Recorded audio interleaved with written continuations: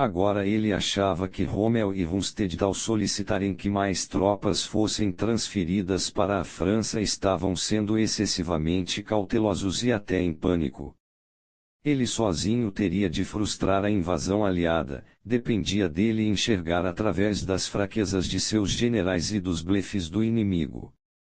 O único ponto negativo nisto era que sua carga de trabalho havia aumentado 10 vezes, e ele estava mais cansado do que nunca. De noite ele tomava pílulas para dormir, de dia, o que conseguisse obter para mantê-lo alerta. No início de 1944, informações importantíssimas chegaram às mãos de Hitler. Um agente alemão na Turquia roubou documentos sigilosos confirmando que os aliados invadiriam a França naquele ano. Os documentos também indicavam planos para uma iminente invasão dos Balcãs. Hitler era muito sensível a qualquer ameaça aos Balcãs, uma valiosa fonte de recursos para a Alemanha. Uma perda ali seria devastadora. A ameaça de um ataque desse tipo tornava impossível a transferência de tropas dali para a França. Os agentes de Hitler na Inglaterra também descobriram planos para invadir a Noruega, e aqui Hitler realmente reforçou suas tropas para afastar a ameaça. Em abril, enquanto se debruçava sobre os relatórios do serviço secreto, Hitler começou a se sentir cada vez mais excitado. Ele discerniu um padrão na atividade do inimigo. Como havia pensado, tudo apontava para uma invasão no Pas de Calais. Um indício em particular destacava-se: indicações de um enorme exército formando-se no sudeste da Inglaterra sob o comando do general George Patton. Este exército posicionava-se para uma travessia até o Pas de Calais. De todos os generais aliados, Patton era o que Hitler mais temia. Ele havia provado sua habilidade militar na África do Norte e na Sicília. Seria o comandante perfeito para a invasão.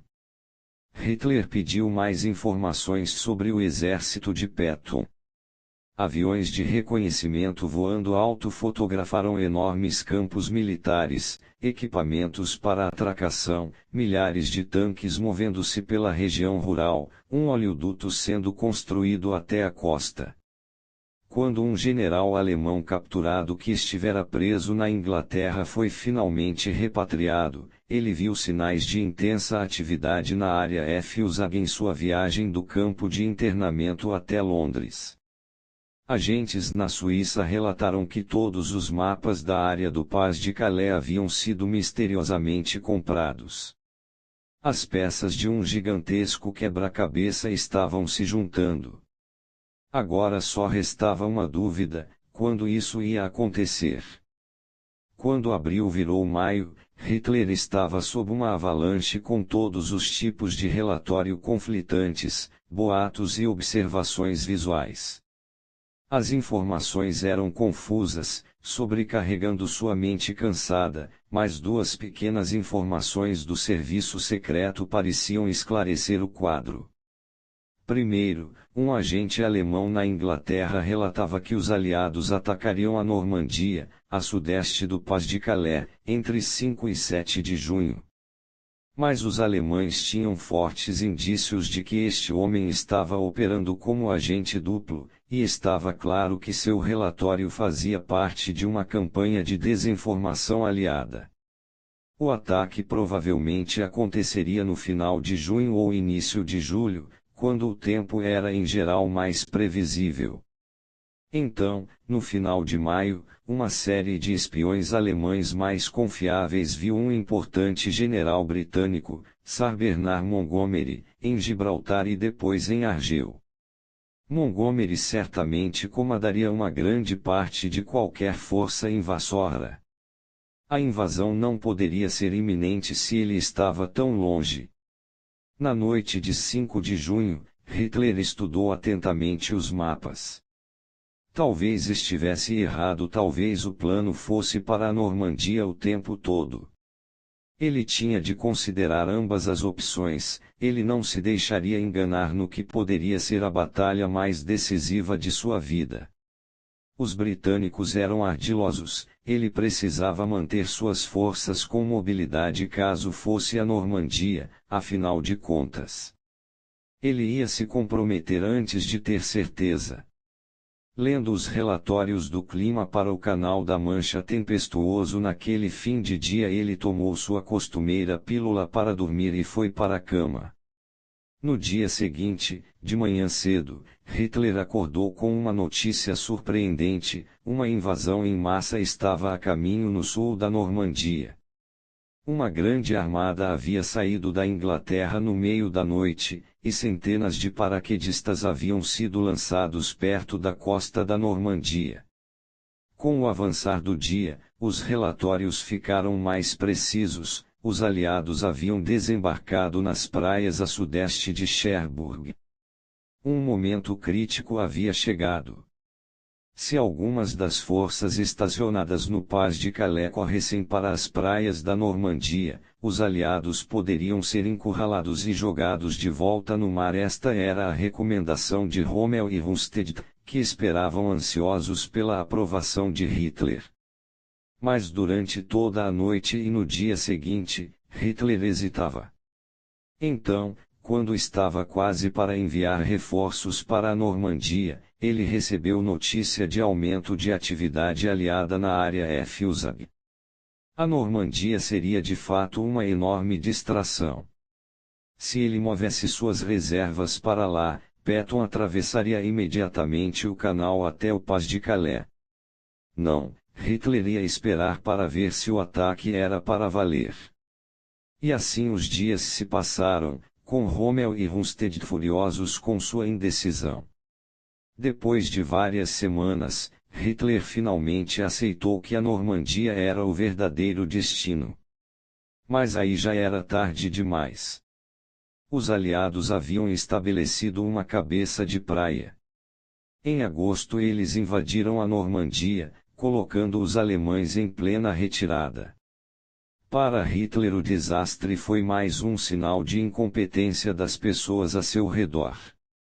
Ele não tinha ideia do quanto fora iludido. Interpretação. Ao tentar enganar Hitler a respeito das invasões na Normandia, os aliados enfrentavam um problema. Não só o Führer era desconfiado e cauteloso por natureza, como ele sabia de tentativas anteriores para iludi-lo e que os aliados tentariam enganá-lo de novo. Como os aliados poderiam esconder o verdadeiro objetivo da vasta armada de um homem que tinha razões para acreditar que eles tentariam confundi-lo e estava examinando minuciosamente cada um de seus movimentos? Felizmente, o serviço secreto britânico tinha sido capaz de fornecer aos planejadores do desembarque no dia D, inclusive o primeiro-ministro Winston Churchill, informações que provaram ser valiosíssimas para eles. Primeiro, eles sabiam que Hitler estava ficando paranoico, ele estava isolado e trabalhando demais, sua imaginação fervilhava. Ele tendia a ter explosões emocionais, e desconfiava de tudo e de todos. Segundo, sabiam de sua crença de que os aliados tentariam invadir os Balcãs antes da França e que o desembarque na França seria em Pas de Calais. Ele quase parecia querer que estas invasões acontecessem, como prova de sua superior capacidade de raciocínio e previsão. Enganando Hitler para que mantivesse suas forças dispersas pela Europa e França, os aliados teriam uma ligeira margem de tempo para estabelecer uma cabeça de praia. O segredo era apresentar a ele um quadro, composto de muitos tipos diferentes de evidências, que lhe diria que os aliados estavam fazendo exatamente o que ele pensava. Mas este quadro não podia ser composto de todos os sinais luminosos apontando para os Balcãs e para o Pas de Calais. Cheiraria a blefe. Em vez disso, eles tinham de criar algo que tivesse o peso e a sensação de realidade. Teria de ser sutil, um misto de verdades banais alinhavadas com pequenas falsidades. Se Hitler visse que em seus contornos ele sustentava suas expectativas, sua mente hiperativa preencheria o resto. Foi assim que os aliados teceram o quadro. No final de 1943, os britânicos haviam secretamente identificado todos os agentes alemães ativos na Inglaterra. O próximo passo foi transformá-los em agentes duplos involuntários, alimentando-os com informações falsas sobre os planos dos aliados para um ataque nos Balcãs e na Noruega, digamos, e a formação de um exército fictício comandado por Patton, o general americano que Hitler tanto temia, do outro lado do Pas de Calais. Este exército, FUSAG, existia apenas em pilhas de documentos falsos e transmissões por rádio que imitavam um exército normal. Os agentes alemães tiveram permissão para roubar documentos do FUSAG e interceptar mensagens cuidadosamente enganosas, mas ao mesmo tempo banais e burocráticas, simples demais para serem vistas como falsas. Trabalhando com técnicos de cinema, os aliados construíram complicados cenários de borracha, plástico e madeira que, vistos pelos aviões de reconhecimento alemães, pareceriam um enorme acampamento com tendas, aviões e tanques. O general alemão que viu o FUSAG com seus próprios olhos foi induzido ao erro quanto à rota que estava tomando em direção a Londres. Ele havia na verdade passado pelo exército real, a oeste do suposto local do FUSAG, formando-se para a invasão da Normandia. Conforme se aproximava a data da invasão, os aliados deixavam pistas combinando fato e ficção ainda mais intrincadamente. O verdadeiro local e a hora da invasão foram plantados com um agente de quem os alemães desconfiavam totalmente, dando a Hitler a impressão de ter descoberto um blefe quando de fato estava vendo o que era verdade. Agora, se informações reais sobre o momento da invasão vazassem de alguma forma, Hitler não saberia em quem acreditar. Os aliados sabiam que os relatórios sobre a compra de todos os mapas do Pas de Calais na Suíça chegariam a Hitler, e isto teria sua própria lógica realista. Quanto às visões de Montgomery em Gibraltar, os alemães nem sabiam que estavam vendo um sósia, um homem treinado para agir como o general. No final, o quadro que os aliados pintaram era tão real para Hitler que em meados de julho ele acreditava nisso, muito depois de já ter realmente acontecido o dia D. Por meio desses sutis blefes, eles o haviam forçado a manter suas forças dispersas, talvez o fator decisivo para o sucesso da invasão. Em um mundo competitivo, o engodo é uma arma vital que lhe dará uma vantagem constante. Você pode usá-lo para distrair seus adversários, enviá-los em caçadas inúteis, perder tempo e recursos valiosos defendendo-se de ataques que nunca acontecem. O mais provável, entretanto, é que seu conceito de engodo esteja errado. Ele não implica ilusões complicadas ou todos os tipos de distrações pomposas. As pessoas são sofisticadas demais para caírem nessas coisas. O engodo deve espelhar a realidade. Pode ser elaborado, como o dos britânicos em torno do dia D, mas o efeito deve ser o de realidade apenas sutilmente, só de leve, alterada, não transformada por completo. Para espelhar a realidade, você precisa compreender sua natureza. Acima de tudo, a realidade é subjetiva, nós filtramos o que acontece através de nossas emoções e preconceitos, vendo o que queremos ver. Seu espelho falso deve se ajustar aos desejos e expectativas das pessoas, convidando-as a dormir. Se os aliados quisessem atacar o Pas de Calais, como Hitler suspeitava, e tentado convencê-lo de que o ataque estava chegando à Normandia, isso teria sido muito mais difícil do que tirar proveito de sua crença pré-existente. Seu falso espelho deve incorporar coisas que são visivelmente verdadeiras. Ele deve parecer um tanto banal, como a vida ela mesma. Ele pode ter elementos contraditórios, como o blefe do dia D, a realidade com frequência é contraditória. No final, como um quadro de Escher, você deve mesclar verdade e ilusão a tal ponto que se tornem indistintas e seu falso espelho é aceito como realidade. O que desejamos, acreditamos logo, e o que nós mesmos pensamos, imaginamos que os outros também pensem. Júlio César, 100-44 AC. Chaves para a guerra. Nos primórdios da história da guerra, líderes militares se viam diante do seguinte dilema: o sucesso de qualquer esforço de guerra dependia da capacidade de saber o máximo possível sobre o outro lado suas intenções, seus pontos fortes e fracos. Mas o inimigo jamais revelaria espontaneamente estas informações. Além do mais, o inimigo com frequência vinha de uma cultura estrangeira, com seus modos peculiares de pensar e se comportar. Um general não podia realmente saber o que se passava na cabeça do general adversário. Visto de fora, o inimigo representava uma espécie de mistério insondável. E na falta de alguma compreensão do outro lado, um general estaria operando no escuro. A única solução era analisar bem o inimigo em busca de sinais externos do que estava acontecendo no interior.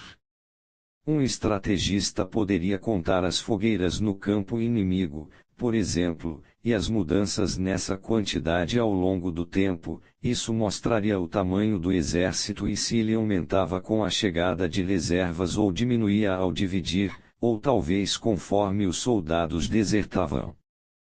Para ver para onde estava indo um exército, ou se ele estava se preparando para a batalha, o estrategista teria de procurar sinais de movimento ou mudanças em sua formação. Ele tentaria arrumar agentes e espiões para relatarem sobre estas atividades do lado de dentro. Um líder que colhesse um número suficiente destes sinais e os decifrasse corretamente poderia juntar tudo em um quadro razoavelmente claro. O líder também sabia que, assim como ele estava observando o outro lado, o adversário estava fazendo a mesma coisa com ele. Ao considerarem estes jogos de vai e vem interpretando as aparências, certos estrategistas esclarecidos nas culturas ao redor do mundo tinham uma epifania semelhante: por que não distorcer intencionalmente os sinais pelos quais o inimigo estava esperando? Por que não confundir brincando com as aparências? Se o inimigo está contando as nossas fogueiras, assim como nós estamos contando as deles, por que não acender mais fogueiras, ou menos, para criar uma falsa impressão de nossa força? Se eles estão acompanhando cada movimento de nosso exército, por que não movimentá-lo em padrões enganosos ou enviar parte dele em uma direção como isca? Se o inimigo infiltrou espiões e agentes em nossas fileiras, por que não alimentá-los com informações falsas? Um inimigo que pensa saber nosso tamanho e nossas intenções, e não percebe que está sendo levado na direção errada, agirá com base em seu falso conhecimento e cometerá todos os tipos de erro. Ele vai movimentar seus homens para combater um inimigo que não está ali. Ele combaterá com as sombras. Pensando assim, estes antigos estrategistas criaram a arte do engodo organizado, uma arte que acabaria se infiltrando não só na guerra, mas também na política e na sociedade em geral. Em essência, a farsa militar é a sutil manipulação e distorção de sinais de nossa identidade e propósito a fim de controlar a visão de realidade do inimigo e fazê-lo agir com base em suas percepções erradas. É a arte de administrar as aparências, e ela pode criar uma vantagem decisiva para o lado que melhor a usar. Na guerra, onde os riscos são tão altos, não existe nenhuma vergonha moral em usar a mentira. Ela é simplesmente mais uma arma para criar uma vantagem, como os animais usam a camuflagem e outros truques para ajudá-los a sobreviver. Recusar esta arma é uma forma de desarmamento unilateral, dando ao outro lado uma visão mais clara do campo, uma vantagem que pode se traduzir em vitória.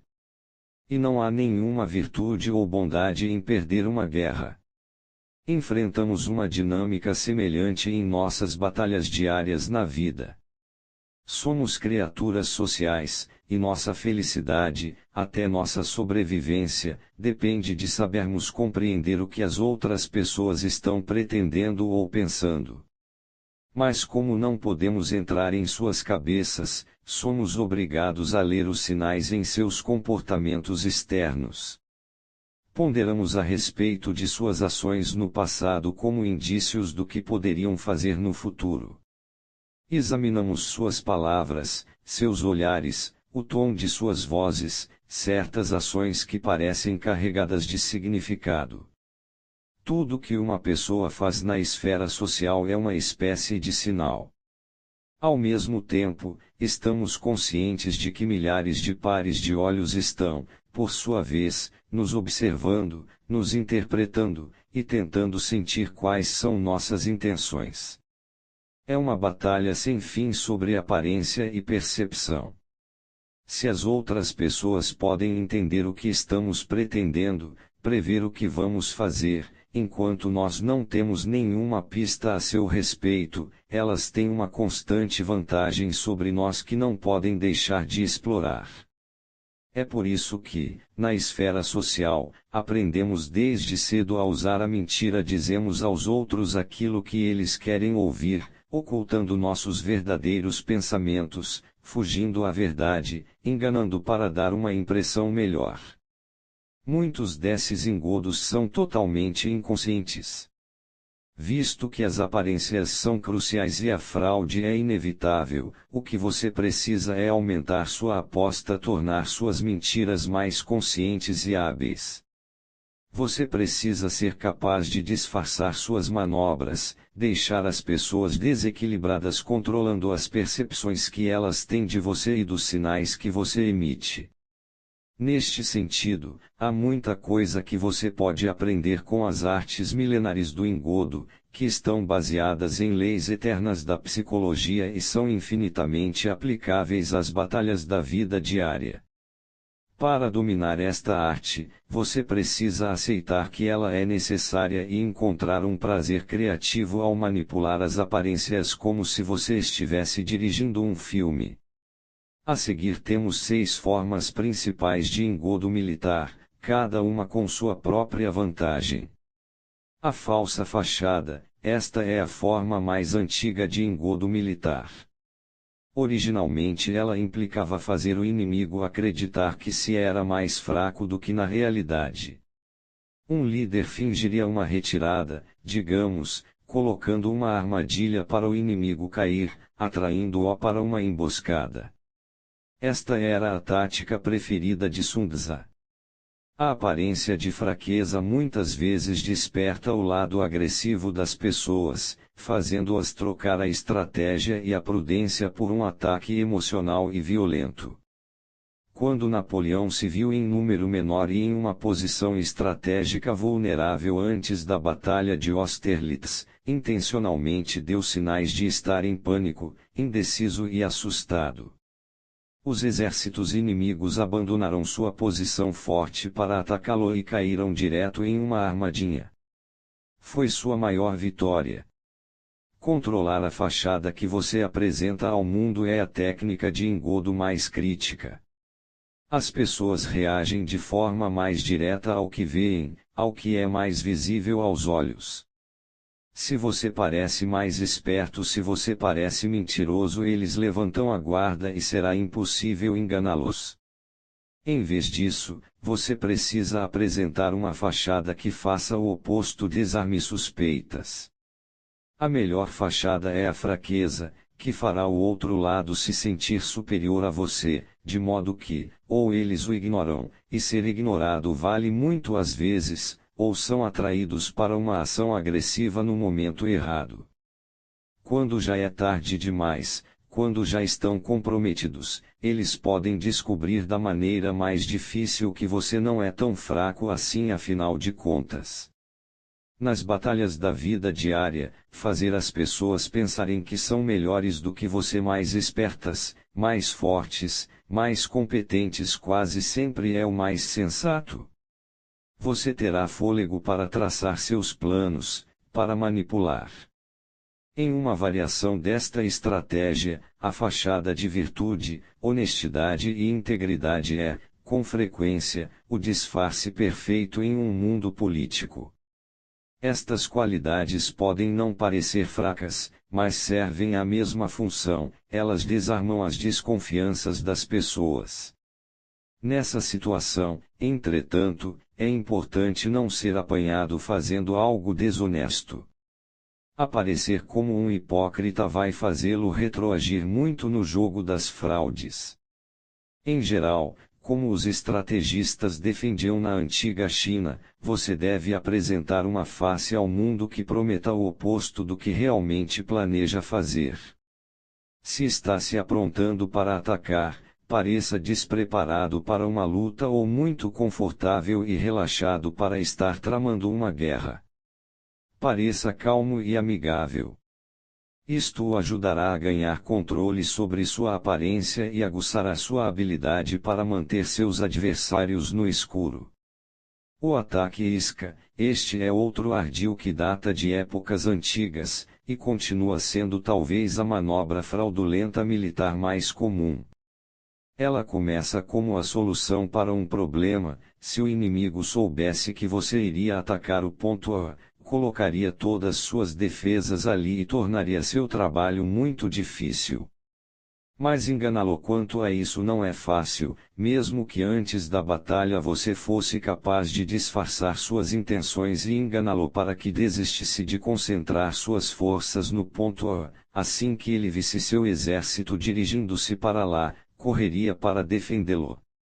A única resposta era fazer seu exército avançar para o ponto B, ou melhor, enviar parte de seu exército naquela direção, mantendo ao mesmo tempo tropas de reserva para seu verdadeiro objetivo. O inimigo agora teria de mover uma parte ou todo o seu exército para defender o ponto B. Faça o mesmo com pontos C e D e o inimigo terá de se dispersar por todo o mapa. O segredo desta tática é que, em vez de contar com palavras, boatos ou informações plantadas, o exército realmente se movimenta.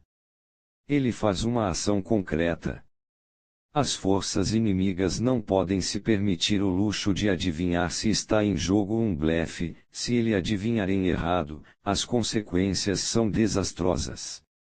Eles têm de se movimentar para cobrir o ponto B, independente de tudo. Em qualquer caso, é quase impossível duvidar da realidade de movimentos verdadeiros de tropa, com todo o tempo e energia que eles implicam.